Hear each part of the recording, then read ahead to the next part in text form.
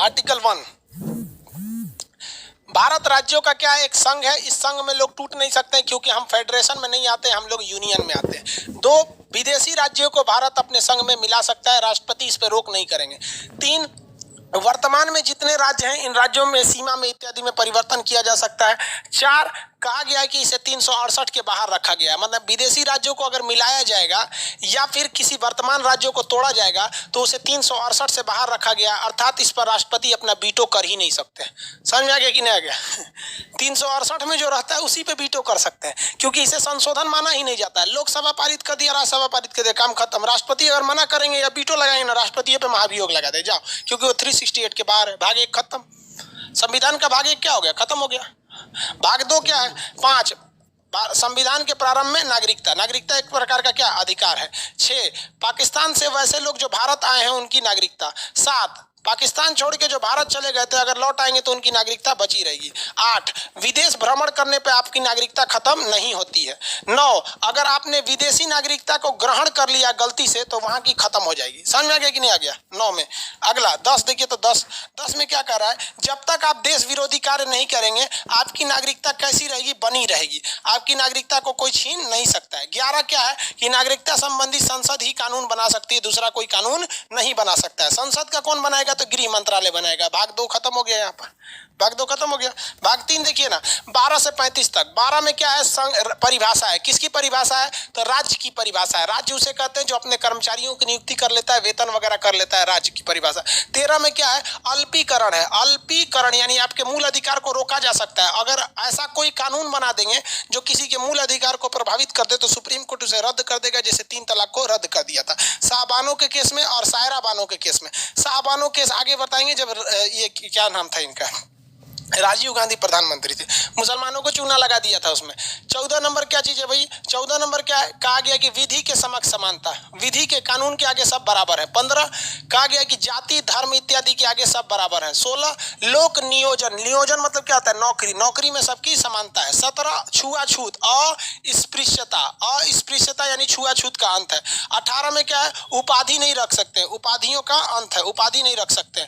बताइए 19 में क्या है? संविधान का रीढ़ कहा जाता है, इसमें विभिन्न प्रकार की स्वतंत्रता है। 19 के 1 में बोलने की स्वतंत्रता, 2 में संघ सभा करने की, 3 में संघ बनाने की, 4 में चारों ओर घूमने की, 6 में बस जाने की, 7 में व्यवसाय करने की स्वतंत्रता है। 19 को रीढ़ कहा जाता है।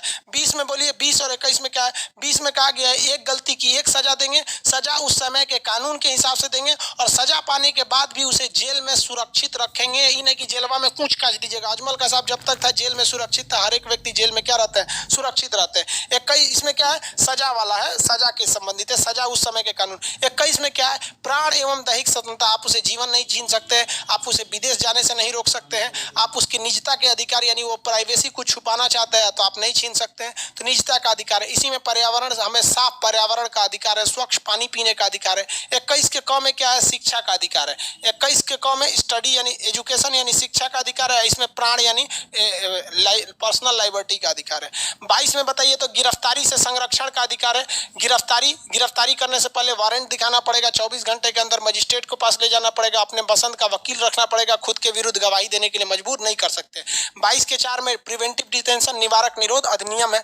23 बताएंगे बलात् श्रम नहीं करा सकते हैं, जबरदस्ती श्रम नहीं करा सकते हैं और बिना पैसे का काम बेगारी नहीं करा सकते हैं, लेकिन इसी में कहा गया है कि राष्ट्रीय सेवा के समय आपसे जबरदस्ती काम लिया जा सकता है। 24 में क्या है? 14 वर्ष से कम आयु के बच्चों को आप खतरनाक काम में नहीं लगा सकते। 25 व्यक्तिगत रूप से पर्सनली आप कोई भी धर्म को मानना चाहते हैं मान सकते हैं। यहाँ धर्म के जगह कहा गया है अंतःकरण की स्वतंत्रता, कि यदि आप किसी और धर्म को मानना चाहते हैं तो बेहतर यही होगा कि आप उस धर्म में कन्वर्ट होने से बेहतर है आप जहाँ हैं वहीं रहिए, उस धर्म की आराधना करिए। समझ में आ गया कि नहीं? किसी को कोई दिक्कत है? 26 नंबर सामूहिक धार्मिक स्वतंत्रता। कैसा है? सामूहिक धार्मिक स्वतंत्रता, ये हिंदू मुस्लिम सबको दिया जाता है। फ्राइडे में तो नहीं, लेकिन ईद और बकरीद के दिन स्पेशली अगर देखेंगे या रमजान के दिन में तो मुस्लिम लोग सड़क पे भी नमाज पढ़ने लगते हैं। नवरात्रि में अगर देखेंगे, दुर्गा पूजा में तो भाई यहाँ पर सड़क के ऊपर क्या लगा दिए जाते हैं? पंडाल। अगर होली के दिन देखिएगा तो सड़क उस दिन पूरी एक तरह से देखिएगा तो दुकानें बंद हो जाती है। होली के दिन कहाँ कोई ज्यादा दुकान खुलता है, रंग वगैरह की ही खुलती है, मटका लगा दिया जाता है चौराहे पे। तो आप किसी का विरोध नहीं कर सकते हैं कि भैया हम हिंदू तुम मुस्लिम, ऐसा नहीं हो सकता है इसमें। समझ में आ गया कि नहीं? कोई भी नवरात्र का पंडाल कैलेंडर या दुर्गा पूजा का लगाता है तो 365 दिन के नहीं लगाता, वो 10 दिन में हटा लेगा वहां से, समझ में आएगा। कोई सड़क पे नमाज पढ़ता है तो जिंदगी भर वहां नहीं पड़ेगा, 10 मिनट की नमाज होती है, पढ़ के चल जाएगा वहां पर।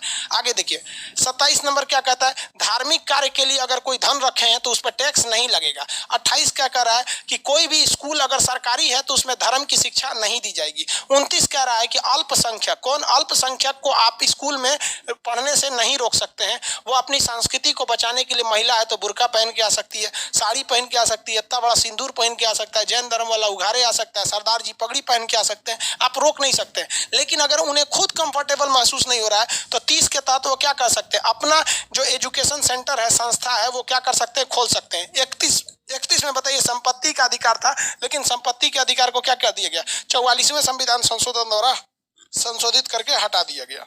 समझ में आया? 31 हो गया, फटाफट रिवाइज करिए। 32 में बता सकते हैं संविधान की से क्या कहा जाता है, आत्मा कहा जाता है, संविधान की आत्मा। इसमें क्या निकाल सकते हैं, रीट निकाल सकते हैं। क्या निकाल सकते हैं, रीट। कितने प्रकार के रीट होते हैं, 5 प्रकार के, बंदी प्रत्यक्षीकरण, परमादेश, उत्प्रेषण, अधिकार परीक्षा और कोवेरेंटो वगैरह होते हैं। यहाँ पर बंदी प्रत्यक्षीकरण में क्या होता है, 24 घंटे के अंदर ले जाना पड़ता है।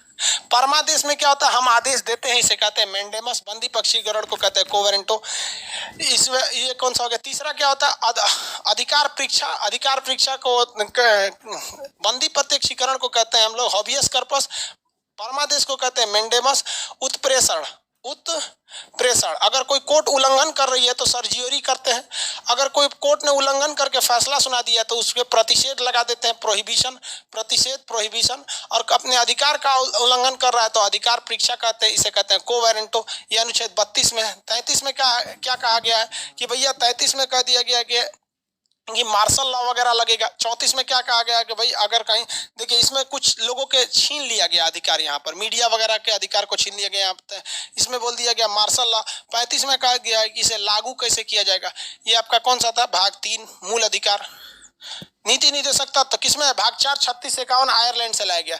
36 में राज्य की परिभाषा, फटाफट देखते रहिए, कोई तेज तो नहीं हो रहा है ना।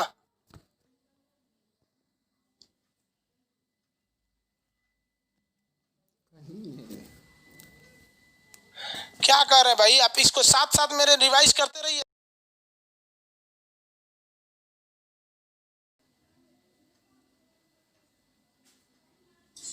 नेपाल का देश बर्बाद हो रहा है तो ओली साहब को छोड़िए ना, हमारा देश कौन बर्बाद हो रहा है, अपने पे क्या करते रहिए, बस अपना देखिए। पड़ोस में नेपाल में ओली साहब खुद चाह रहे हैं बर्बाद कर देना, तो क्या करेंगे। हम लोग की जीडीपी क्या बची हुई है, नहीं है। हम लोग अपने पर देखें। हाँ, ये बात अलग है कि हमारी जीडीपी जानबूझ के नहीं गिराई गई है, कुछ गलत डिसीजन हो गए और अज्ञानता बस गिर गई है, और ओली साहब जानबूझ के गिरा रहे हैं, बस यही अंतर है। लेकिन गिर तो रहा है दोनों की जीडीपी, तो हम लोग ने मजबूरी में गिर गया। यहाँ देखिए राज्य की परिभाषा है। 37 में क्या चीज कहा गया है कि आप न्यायालय नहीं जा सकते हैं। 38 में लोक कल्याण की बात कहा गया है। 39 में स्त्री पुरुष को सेम वेतन। 39 के क में क्या दिया गया, निःशुल्क विधि सहायता। 40 में ग्राम पंचायत की चर्चा किया गया। 41 में क्या कहा गया है कि निर्वाह आयोग क्या कुछ दशाओं में आपको क्या देना है, सरकारी सहायता देना है। 42 न्यायसंगत एवं मनोचित दशा देना है और प्रसूति सहायता उपलब्ध करना है। 43 में कम से कम इतना नौकरी दीजिए कि निर्वाह कर सके। 43 के क में कहा गया है कि कामगारों की भागीदारी, और ख में कहा गया है कि जो भी कोऑपरेटिव सोसाइटी है उसको। 44 में समान सिविल संहिता की बात कहा गया है। 45 6 से 14 वर्ष के बच्चों के लिए। 46 में SC ST के लिए। 47 में पोषा युक्त आहार। 48 में क्या कहा गया, कृषि एवं पशुपालन की चर्चा किया गया, गौ हत्या पर प्रतिबंध। 48 कहा गया वन्य तथा वन्य जीवों की रक्षा का सरकार की जिम्मेदारी होगी। 49 राष्ट्रीय स्तर के स्मारकों की रक्षा। 50 क्या है, न्यायपालिका को कार्यपालिका से अलग। 51 में क्या कहा गया है कि अंतर्राष्ट्रीय शांति की बात करना। ये खत्म हो गया। इसके बाद राष्ट्रपति